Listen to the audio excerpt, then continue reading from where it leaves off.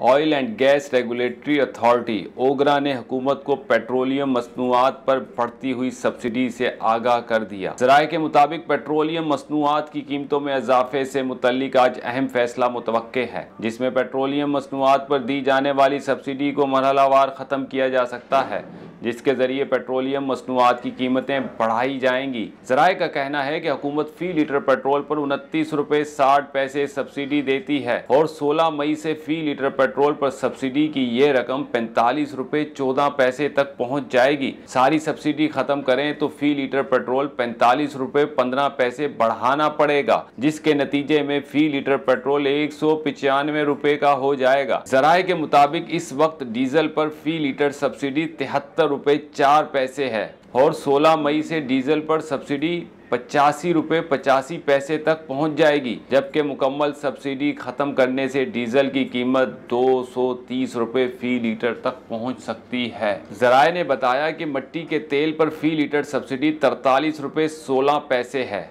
और 16 मई से मिट्टी के तेल पर फ़ी लीटर सब्सिडी 50 रुपये 44 रुपये हो जाएगी।